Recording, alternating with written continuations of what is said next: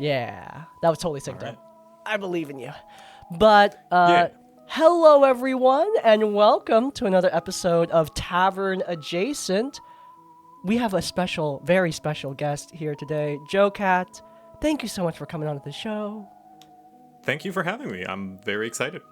Of course, I am very excited to have you here, considering that for a while, I mean, we have had all of not the entire cast, but almost the entire cast of Necrohunt, and I was always like working up the courage, like, should I ask him to come on the show? But I never did it. But Aw. now you're here, and I'm very excited. Aw, I appreciate that. And I appreciate you interviewing all. They're all good people, the Necrohunt players. They're all good peeps. Oh yeah, they're great. But thank you so much for coming on. We're very excited to have you here. And speaking of Necrohunt and Heart of Alinthi, I finally figured out how to pronounce it. Thank you for that, by the way, because Yeah, of course. it's a thing on this. It's a thing on the channel that I can't pronounce anything. So thank you for guiding me through that, because I know everyone would make fun of me again. But in any Don't worry. I'll make fun of you for different things. I appreciate that. I appreciate that. Keeping you humble. I like it. But in any case, I wanted to ask, you've run a lot of streamed games on YouTube, on Twitch, on your channels, and you've managed to keep a fairly consistent style with a lot of different players in this pretty comprehensive overarching span of D&D games. What's it like running on Twitch? Like, we've had lots of YouTubers and DMs on the show, but most of them don't run for streams. So like, for you to start off, what's it like running on the camera versus just running just at your place, for example? I'm surprised you think they do have a consistent style, because I don't know that they do. But then again, I guess from the outside it might seem that way. I've only ever run 3 games, 2 long ones and then 1 like short one. So I wouldn't say I have that much experience. That said, it is a little bit different, having to keep in mind that there's an audience going. However, the way I run it, I don't know if other DMs run it this way whenever they run it live. I personally don't always take the audience into account, and that might be surprising, but like, I treat it as though we are playing D&D just like any other game. Don't take the audience into account as a factor. We just so happen to have made it public so other people can watch it if they want. So that's how I like to treat my games. It is just D&D, playing it as normally I would anyway, maybe with a few little extra things like the D&D, the stream overlay so people can see who's talking, but otherwise it's mostly just how I would run a game anyway. Yeah, I mean, perhaps some other people might do different, like, say, Brett Ultimus. He's another D&D streamer, I would say, more prominently, because he streams D&D a lot, like almost catching up to Critical Role in terms of like our streamed D&D. That's crazy. I mean, I can't. I just like the amount of I record, like, I pre-record the sessions for YouTube in advance, and that lets me kind of like mess around and post if there's something like really embarrassing, like me forgetting a rule or just something dumb. Like, I can take it out. Someone needs to like leave. But if I was doing it live, like, obviously you can't do that, and the amount of pressure I feel already at baseline just recording normally is enough. I can't imagine doing it in front of a live studio audience, everyone watching you, waiting for you to mess up. And that's definitely a part that I've considered as well. I've definitely considered just recording it instead, like you do, and like cutting it up and then posting that on YouTube. But some people like to watch it live, and it's a difficult thing to do, but you just kind of have to accept that they're gonna see you messing up and forgetting rules and that stuff. But like I said, you can't take the audience factor into account when you're trying to make a game for your players, because like it's gonna sound harsh, but it's not for the viewers, it's for the players, right? Yeah. The viewers are just, they can watch it or they cannot. It just so happens to be public. They're along for the ride.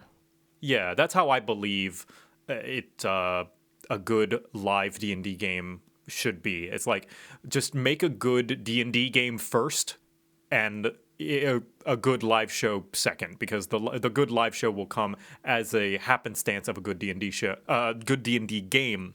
Not that you should set out to make a good D&D show, or rather, hold on, let me take that back for a sec. There are ways to make a live D&D show that implements the audience, but don't feel as though you have to. Yeah. And that's what I do. I just run D&D the way I know how, and just so happen to broadcast it. Maybe some other people can find ways to implement the audience better, but I don't know how to do that, so I don't do that. There are obviously, this applies to both people who stream D&D and people who just run D&D, but like when I was recording my shows, I would always look back on the decisions that I made as a DM and think, man, I really regret not doing this thing. Like there was a moment where, oh man, actually, you know what? I'm gonna keep that back because by the time this goes up, that episode will not be out, so I'm not gonna spoil. But there are moments in my campaign where I made decisions that I like regret looking back. Like I shouldn't have. I was very meek and I wasn't bold. You know, I didn't take bold moves with my campaign. And I look back on it and think, wow, it could have been so much better if I did this, this, or this. And obviously, like, you know, it's a show, but people who run just D&D for their friends, that's also something that a lot of DMs struggle with. Like looking back on the decisions you make and going, man, I really wish I had done this instead. Like, how do you deal with that? You have this whole archive of what, like 40 plus sessions where you can look back on all the decisions that you made. How do you reconcile what could have happened to what actually happened? Well, just accepting the fact that we unfortunately cannot time travel, and like whatever idea I have of, oh, I should have done this, I should have done that. It's hard, but like you just got to realize, well, I can't go back and change it, but I can implement that into the future, you know? And that's what I try to do, is like treat every misstep and every mistake as a lesson, and accept that we are human and we're going to make mistakes again in the future, and there's nothing that we can really do about that. As pessimistic as that sounds, it's just the reality of the situation is we are not perfect beings, and we will make the same mistakes multiple times sometimes, even when we try to keep in mind, like, okay, I'll remember this for next time, and the next time comes around and you do it again because we're habitual in nature. You gun fuck up, Jocat 2023.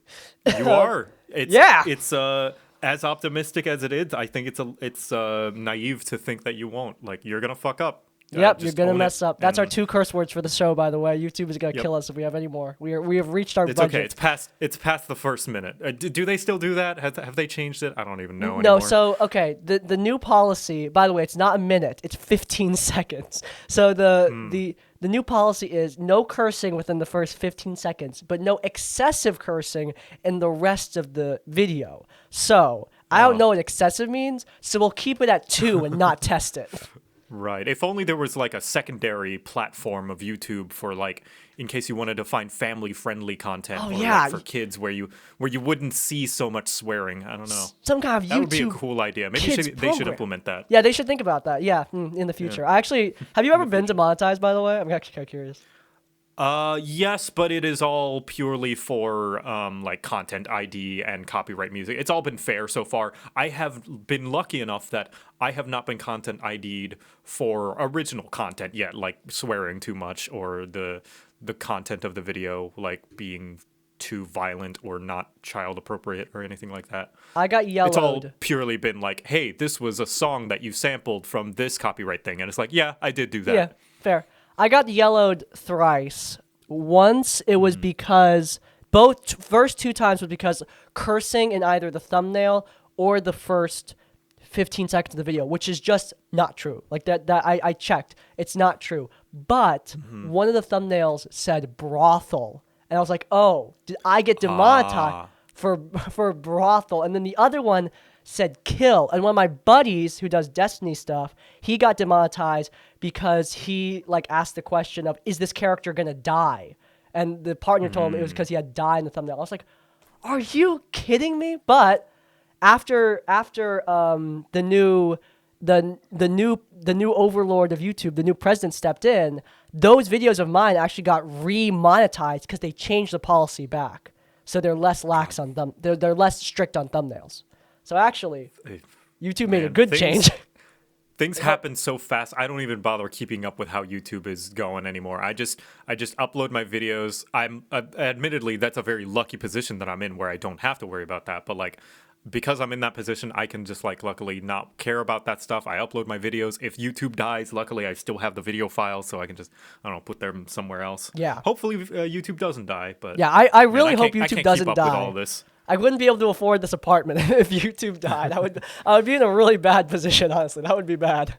But yeah, it's I just can't keep up with this stuff, and if I did, I know it would affect my mental health, which is why so many YouTubers stress out about this stuff, man. It's like, yeah, it's part of the job, you know. Like when you're working as, I talk to my parents about like what I do, and like what my old man said. He was he's a Pulitzer Prize nominated journalist, an editor. He did breaking news. He was all over, and he just straight up said like, yeah, I mean, no matter what job you're working, you're gonna need to deal with some higher ups crap, no matter what. Yeah. And you're always gonna need to stress about that. It's just part of the gig. And I was like, yeah, you're right. It's just part of the gig. That's how it is. Man, that sucks. Yeah. Yeah. See, we're bringing back the pessimism. This is the pessimism episode. I like it. This is the pessimism. Yeah. Yeah, our pessimism arc. I like it. But actually, this is still kind of pessimistic. But at the beginning of your pods, I've noticed that every time, and I kind of stole this too because I think it is appropriate to say. Sorry, that almost sounded like inappropriate. Sorry, audience. But I think it's appropriate to say because at the beginning of your pod, you always say like, "Hey guys, this is our game. We're gonna make mistakes. We have our own styles.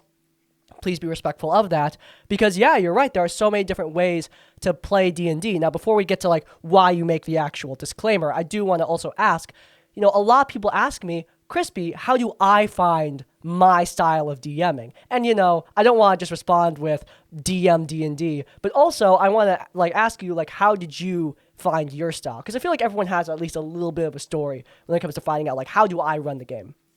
Yeah, and you're right. That is the right answer. As unsatisfactory as it is just DM more D&D because you're not gonna know until you experience it. Because for the longest time, like I didn't know that I had certain gripes or like certain things that I didn't like until they happened because you don't consider it because it's never happened to you before. Yeah. Like certain things like player infighting or rolling against each other. And now I have like specific upfront rules about them, not to completely not do them, You're but gonna like, hey, love if some we are of the gonna do this, voicemails, dude. If you don't like that kind of thing, you're gonna love some of these voicemails. Oh boy.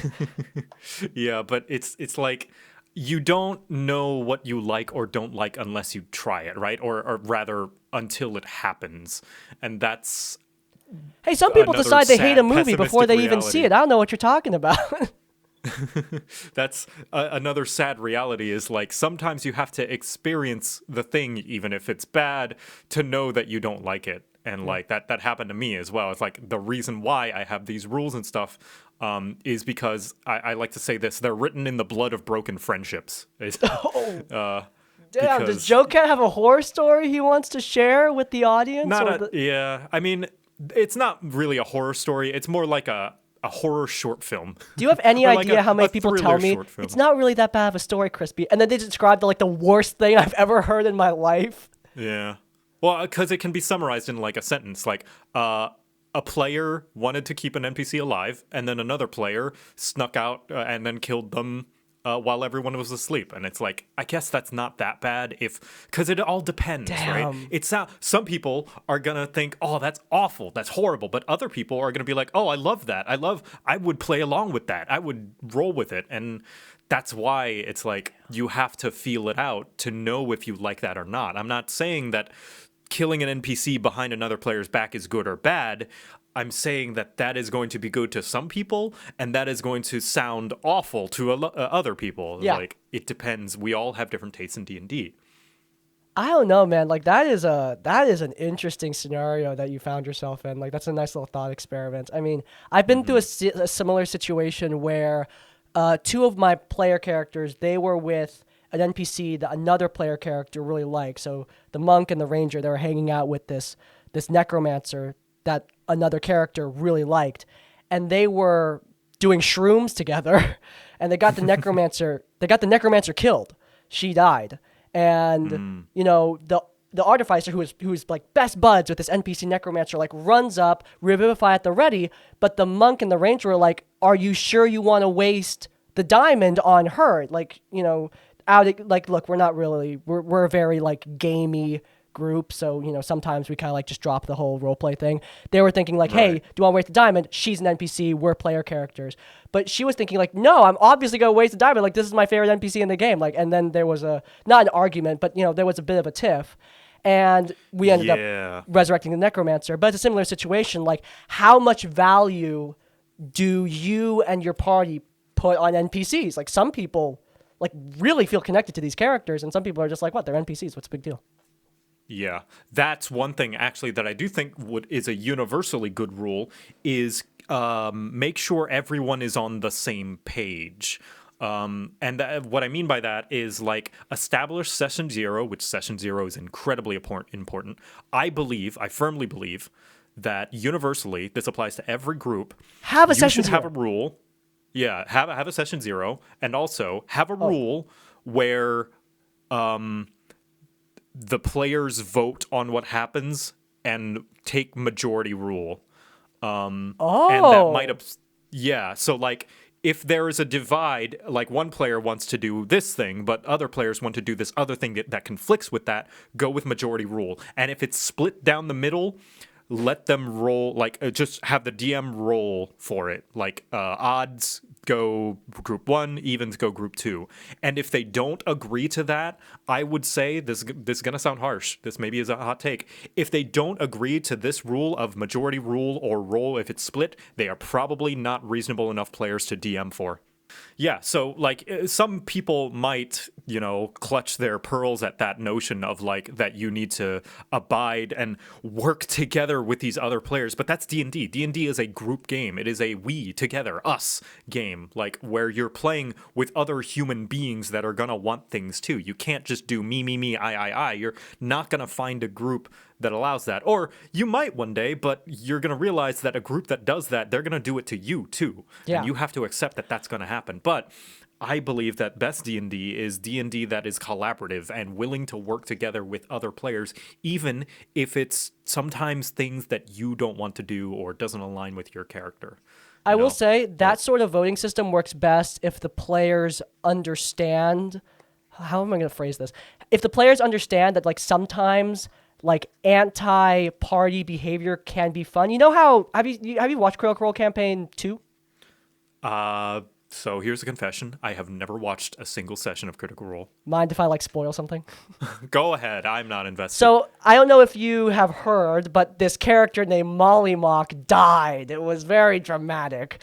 But anyway, yeah, PC death, big deal. But during that fight where he died, a player character decided that her dwarven fighter, I believe, would have like a panic attack. She was in like a very like stressful situation with a person who caused her a lot of pain, and so her character had a panic attack. Because of her character having a panic attack, she was like incapacitated for a round. That one round might have been enough to save the Blood Hunter character Molly Mock, who got the axe. He got his story cut short, literally.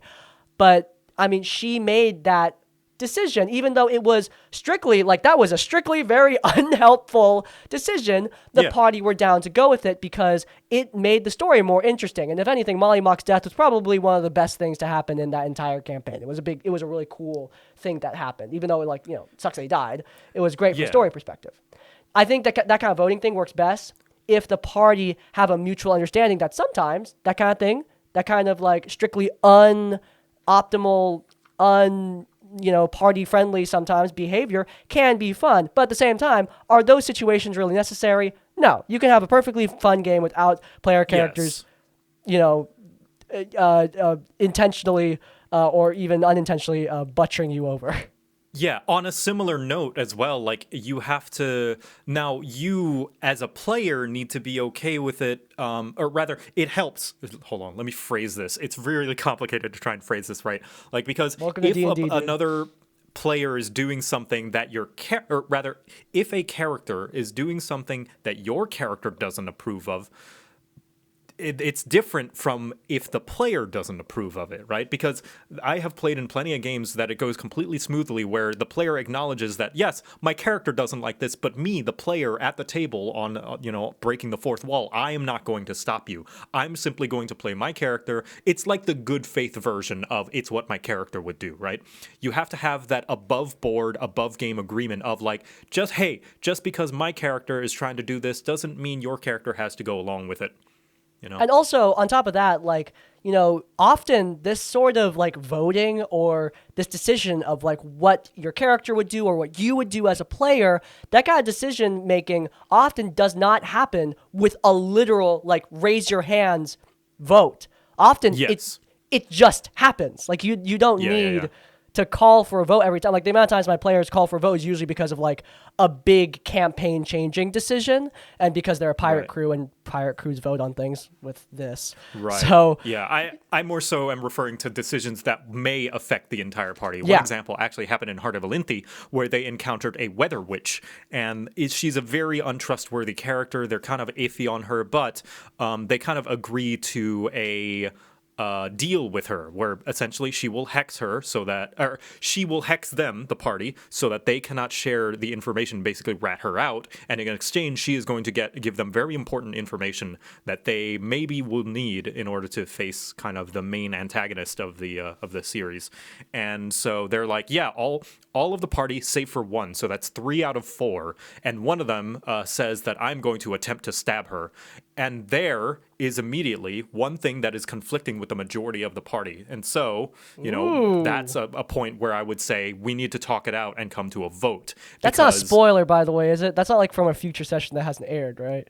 No. It's session 2, I think. Or okay, 3, cool. Something like that. Pretty earlier. It's already out there. Watching out for the audience who might be watching and it's not major plot relevant either. Well, maybe it is. It depends. Continue your tale. Perceive it. Anyway, yeah, but in an instance like that, it's like, okay, now the character is doing something that is in conflict with the majority of the other party. Do you, as a DM, allow that? And I personally would say no, because it's like doing something like one person should not direct the majority of the party if it is in conflict with what the majority of the party wants to do. Like it's okay to direct if you're like, I don't know, a leader type character and everyone's okay with that. But if it's like, okay, everyone has agreed to take the deal except for one person, I'm not going to let the deal not happen just because of that one person. That's too much power for one player, Yeah, totally. I think that is totally reasonable. I think that we have come to a good conclusion here in that parties need to work together. Sometimes that sort of conflict can be interesting, but you as a party need to be okay with living out that conflict, because sometimes that kind of conflict might not be fun, Yeah, so I think it requires a lot of trust and communication. You have to have and communication, because even though I say I wouldn't allow that to happen, I say that with the caveat that that's because that's what the players wanted. If, the majority of the players, as their characters, were like, we want this, and then the one character was like, I'm going to stab them, I would have the above board DM discussion of, hey, players, do you feel you would be okay with this one character stabbing them, even though it will affect the other 3, the majority? And if all of the players said, yeah, they can stab them, I'm okay with that, then yeah, I would let that happen. Cool. I think that is an affable It's like, conclusion. My character's going to be upset, but I, as a player, am not going to stop you because I like where this is going and I want to see this conflict go through, storytelling, just like the Critical Role thing. Yeah, I like where this discussion ended up going. This isn't where I thought it would go, but I like it anyway. Now, we have a decision to make ourselves. We have 25 minutes. We're 25 minutes into the episode. And jeez, already. Yeah, that was a great, time flies when having a good discussion, But we're 25 minutes into the episode, and I think I was going to do 2 sections of us chewing the fat before getting into voicemails, but we just chewed the fat for 25 minutes, and I think voicemails are going to take 20, and then that leaves us for 5 minutes for Thing of the Week. Sure. I think that it's about time we jump into our voicemails.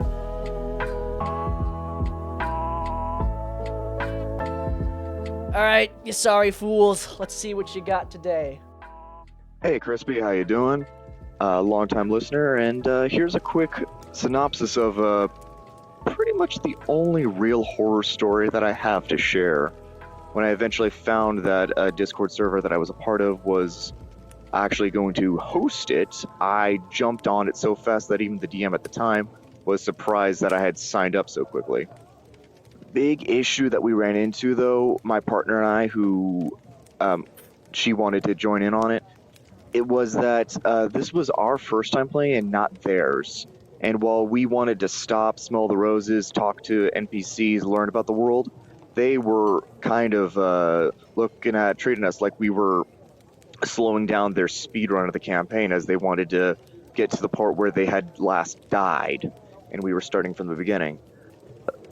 But altogether, one thing I've learned is we really needed to talk about and figure out what everyone's expectations for the campaign were at the time. And I've learned that now, and I use that going forward. Quick cue. Instance where a session 0 would have been very helpful. Quick cue. Just a quick one. If the party were so eager to get back to the point where they died, if they want to play in such a gamey, gamey-esque way, which is perfectly good with me, like I play like that a lot, why didn't the DM just skip them to that point? Why I guess it depends. It depends if the players are. I guess that's between the DM and the players. It's like, do they like the process of coming back and making their way back to where they died or not? Because maybe that's a part of the experience that they enjoy in a roundabout way. This just seems like an instance of separate players wanting different things and maybe shouldn't be in the same game together. Yeah, honestly, no disrespect to either group either. Just like we all want different things. Yeah, from the game. obviously. Like, look again. You all have fun your own ways. I've seen this speedrunning thing. I've seen like a few times in a D&D context. And like even as a dude, like I love combat. I love establishing difficult combat. I love challenging my players and their tactical brains. Like I'm a really gamey DM sometimes. But even for a guy like me, like man, speedrunning D&D or speedrunning, I don't know about other TTRPGs because I have my most experience with D&D. But man, speedrunning D&D does not sound like an appealing experience or seem like an appealing experience to me as a DM, or as a player. Yeah, well, to play devil's advocate briefly, even it doesn't sound appealing to me either, but there's someone out there, there's 8 billion people on this earth. Someone out there is going to like it. And regardless of that, it's like, it's a shame that this guy and his partner's first experience with D&D was with a group that does not mesh with them, because there is a chance I can see some universes where they might have very much enjoyed this speedrun style of D&D. This is not that world, so sadly I feel bad that they didn't get a better experience, but they deserve players that play like them. Everyone deserves to play in a game that aligns with what they want. And it's sad that the newer players didn't get that. I would say that the more veteran players does have a little bit more responsibility in like giving in a little bit, giving a little bit of an inch to newer players, because if you're a veteran player, you've played D&D already. You've had your fill, you've had games that you enjoyed, but this is the player's first time. So, you got to give them a little bit of leeway that they're not going to know as much as you or have as much experience. But again, at the end of the day, it's like they know the game that they want to play. And this wasn't. They should play it with players that like that style as well. And this is why I get really bothered because I talk about LFG sometimes, and I talk about like, hey, LFGs can be really cool, because I think that's the case. Like obviously, my experience with D&D LFGs is more limited than my experience with like video game LFGs for like Destiny and stuff. But I like LFG. I think it gets a bad rap more times than I think it deserves. But whenever I talk about LFG, there's always somebody who goes like, oh, but I hate how like DMs, like they talk so much in the post, and there's all this applying, and I need to explain so much about myself. Like, can't I just like sign up? And I'm like, they're trying to avoid this exact scenario. Yeah. This is the exact thing they're trying to avoid. They want to know what kind of person and player you are so that they can give you a game, or rather determine if this game is for you. Because like you said, this happens when you don't. If they don't know what type of player you are, they don't know what you like, they don't know if you'll mesh well with the other players, then you're thrown in and then you don't, and then it feels like everybody wasted their time. Not saying that the couple in the story were like that, by the way, because I'm sure they were just new and not at all. In. But like that is something I see a lot where people complain about like applying for games. And I'm also on top of that, I'm also thinking like, first, eat shit. Your DM is probably prepping like 3 hours $10 a week. It probably takes you less than 30 minutes to fill out that application. Okay, it's the literal least that you could do. Damn, Crispy, tell us how you really feel. Yeah, that's how I feel, man. Like, come on, man. That really irks me. But on with all of this going on, like, I think that it sucks these two people didn't have a compatibility with the group, like you said. Like, honestly, incompatibility, simple incompatibility is the most common reason why D&D games don't work out. Like, I had two of my friends randomly come to my home and say, Crispy, help us make D&D characters right now. And I was like, dude, hell yeah. And I was really excited because, I saw a bunch of my friends who I never thought would get into D&D getting into D&D because they saw like some random meme Let's Player play it on the stream. And I was like, that's awesome. They watch your videos, by the way. They love them. But I'm glad. Yeah, they love your crap guide to D&D videos for that's how they learned to play, by the way. They learned exclusively from your stuff. Oh, no. Yeah. No, it went great. Man. It went great. Their game went great, but the biggest problem was a lack of compatibility. My two friends, the couple who came to learn with me, they were looking for something a lot more roleplay heavy, which surprising coming from somebody who learned from me. But and the friends who were running the game, the rest of the group, they were like very game oriented, like just roll for this, just roll for that, much more playing like a board game, which is also valid. But obviously, even though they're all still friends, they still like each other. That is an incompatibility issue that happens all the time, and in their first game, no less. Yeah, happens all the time. To butcher a quote from Matt Colville, sometimes the game you want to run is not the game they want to play. It doesn't make the game, it doesn't make you a bad DM or them bad players, Speaking of Matt Colville, you brought him up, so you brought this upon yourself. Everyone, get Flea Mortals on Kickstarter right now. Wait, you did too? No, I just know that Matt Colville does good work. Actually, could I plug something right now since we're talking about Kickstarter? Sure, go ahead. Not sponsored. Not sponsored, just a good friend. Brett Ultimus, I mentioned him earlier as one of the bigger D&D streamers. He has a Kickstarter going called When You Could Be Fishing.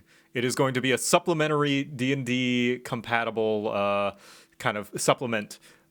Basically fishing for fishing mechanics, because every game needs fishing. And everything needs fishing.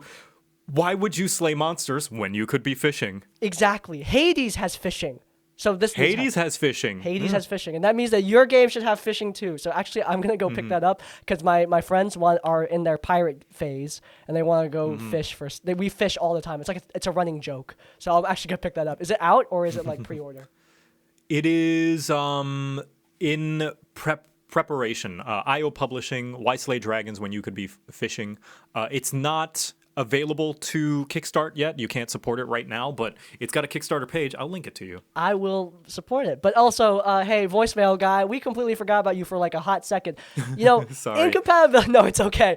I started it, honestly. Incompatibility, it's a thing. It happens. I hope that you and your partner find a game that suits your needs better. And it sucks that group wasn't a little bit more upfront with you about what they were looking for in their own game. But I wish you the best most of luck. important thing to keep in mind whenever something like this happens, and it happens sadly frequently, is sometimes, I don't know if this happened to this couple or if they feel this way, but some players, sometimes when this happens, they worry if they did something wrong or if they were not good players. No, you did nothing wrong. You are fine. You just unfortunately didn't find a compatible group. It will be better in the future. I urge you to push through, try and find one that does suit what you want out of the game, because this game is wonderful and deserves, your time. And, of course. And you deserve a good group. Indeed. All right. With that being said, next voicemail. 5, 4, 3, 2, 1, go. Hello, Crispy. This was from a very long-running game that I did leave and apparently fell apart very short after. I was playing a cleric, and the barbarian, who said that they hated all gods and all divine casters and everything along those lines, decided to single out my cleric, despite the fact that at least 4 other people in the party were playing as something divine or divine adjacent. Lured my character to some secluded place and began just torturing them to death. The DM said, no, you have no way to fight back whenever I tried to use a class ability to stop my character from dying. And eventually, after the Barbarians player had enough fun, my character died and just went off to become a villain elsewhere. The next session, the DM chided me, saying I had an easy way of calling for help, but since I didn't know at the time or use it at the time, it was a done deal. My character was just dead, and that little note has sort of stuck with me as one of the many, many disasters that come out of that campaign. Oh Whoa! my god. Holy Whoa! fuck. Whoa. Firstly, fuck that barbarian. No, we're out. For We're doing out that. of words. We're out of words. I'm gonna get demonetized, bro. Oh, sorry. Just screw that barbarian for yes. that. And also screw that DM for not only letting that happen, but also Making fun of you for not getting out of it. That is buck wild. That is insane. One of my biggest pet peeves is DMs that get frustrated at their players for not doing the quote unquote correct thing. Your DMs, your players can't read your mind. If they come up with a solution, let them at the very least roll for it. See how well they do. And that's an improv game, you know? They can't read your mind. They don't know what solution you have in mind. They might come up with something that's cooler than you have in mind. Just let them do it. But like this shouldn't have even gotten to this point in the first place because oh my gosh, like What the fact hell? that the DM allowed this barbarian to do that, do yeah. this. Yeah. Oh my god. Oh my god. So Oh, disgusting. I'm sorry that I'm laughing. It's just like when things are like so bad that they're unexpected, I laugh. That's just how I am. But yeah, I mean it is hilarious how ridiculously ridiculous awful it is. It's just this should not like here it should have stopped as soon as the barbarian was like I'm going to torture this person. It's like it should have stopped right then and there. It's like Quit. no, you're not. No, You're not doing that. You know that XP to level Oh my 3 God. skit where it's like, I'm gonna fireball the party, and then the DM like dramatically. I think the DM is Runesmith. They're in your game, but yeah, the DM in that skit Yeah. is like, no, and then epic music. Like I think more DMs need to learn that sometimes, especially in insane scenarios like this, it is good to say no. But again, like, can we come back to the insanity of like this just happened? Like, keep in mind the conversation with the DM happened the day after. The DM goes to the player the day, not even at the next session. Like the DM seeks out the player the day after, specifically to go, idiot, you could have gotten out. That's so bad. That is so. You could have gotten out if you just did the right things. No, like how is he here's the supposed thing. to know? Also, he doesn't even say like what the right. I like unless obviously. I mean, they had 17 seconds left in this voicemail to say what those right things are. I'm gonna headcanon that the DM didn't even say what the right things are. They just said the right things, which makes it even more unhinged. Amazing. Yeah, this strikes me as a DM that is not willing to admit that like you just could Messed I don't know. up. This You is a messed bad up. DM. Bad DM, bad fellow L- player, that barbarian. And this is, by the way, like this is coming from me. I think I've said in the past that I've done this, but like there are definitely times where like in my combats are really intense. Like you need to be on your toes. You need to be on your toes 24/7. You can't just say I run up and attack. You got to plan out. You got to figure out what you're doing. You got to plan with the rest of the party. You got to think of a plan. You got to figure it out. You got to use your spell smart, blah blah blah blah blah. There are times where like to me, you know, looking back on sessions that I've recorded or looking back on sessions I've noted down with my pencil and paper, like there are definitely times where I'm like, man, this situation could have all been avoided if you had just, you know, cast Thunderwave, or if you had used a healing spell on the party member who was dying, or if you hadn't drank that healing potion yourself and helped the party member who was on the ground. Like, you know, stuff like that. There are definitely times that happens, but no matter how frustrated I get, which isn't that frustrated because at the end of the day, it's a damn game. You know, it's not that frustrating. But, I will say I do get very frustrated when somebody says there's nothing I could have done, and I respond with, "Bro, come on, there was like lots of things you could have done." But that's a whole other horror story. The thing is, no matter how frustrated I get, I'm never going back to the players after the game to go, "Idiot!" Like that is so just immature and dumb. Like the day after a game, like if I'm excited, I'm excited. But if I'm mad, I'll probably let it go by then. Yeah, like, it's one of the done. worst instances of backseat. Like this is the DM. your job as a DM is not to tell the player how to play. If you want the player to play right, you be a player then. If you want the DM to DM a certain way and they're not listening, become a DM.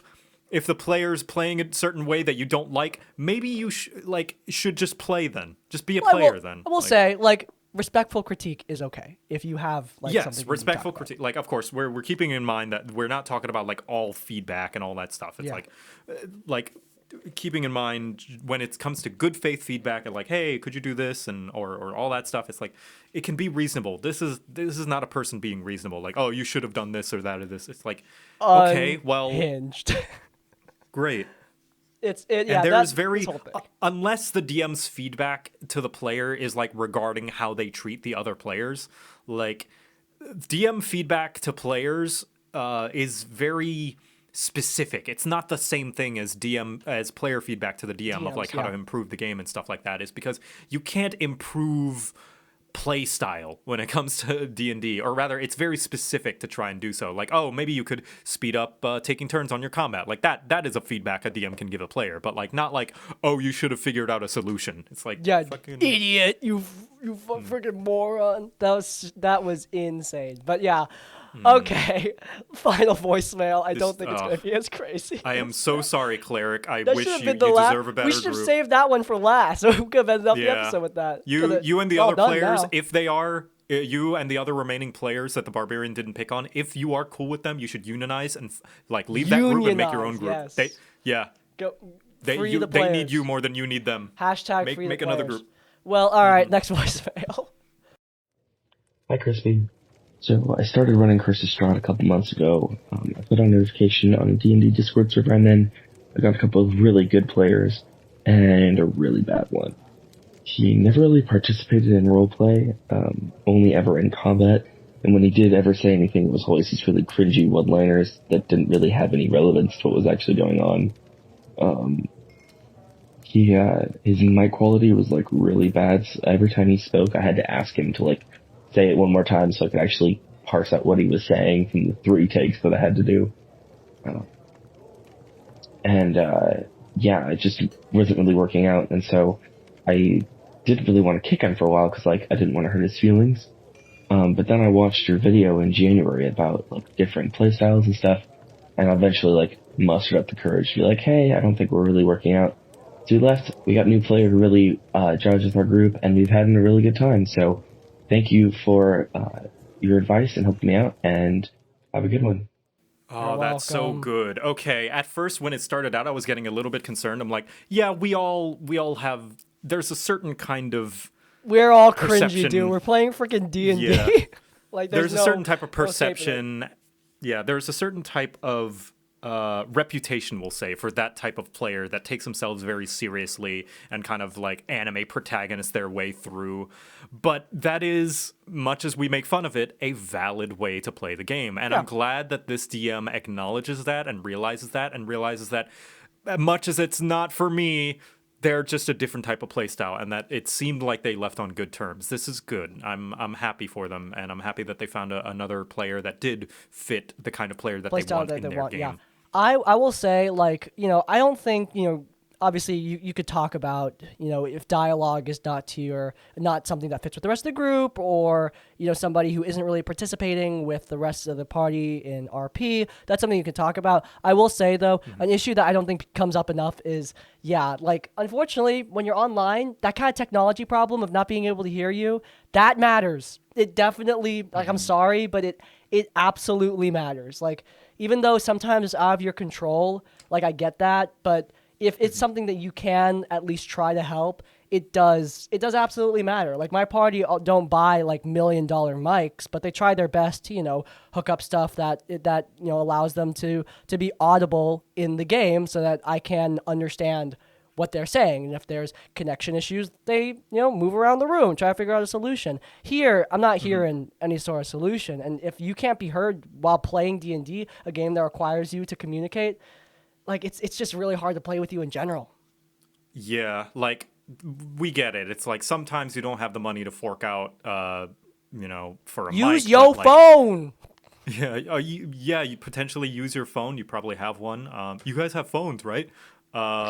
Hey, Diablo 4 actually looks kind of fire. I'm actually looking forward to that game. No, it does. It does. I'm gonna go at it with a healthy amount of skepticism. Healthy amount of skepticism. I respect that. Healthy amount, not an obsessive amount. I've never played Diablo, but since Hades 2 is probably gonna come out when Silk Song comes out, you know, I gotta get my top down from somewhere. But I'm serious. Yeah. If you want a Diablo style game that is really good and out already, I would highly recommend Torchlight 2. I'll try it out. But I'm serious about co-op. using your phone. Like, you know, Momo O'Brien, she's a LARP YouTuber, but she got like 200,000 subs. She's not a small channel. For like a month, her mic was just this.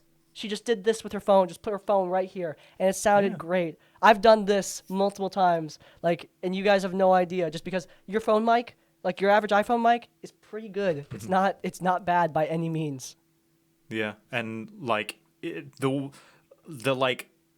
what is it? The last resort is if you really don't have a good mic or somehow just can't use your phone or like really can't use your voice at all. Last resort, you could always type it out.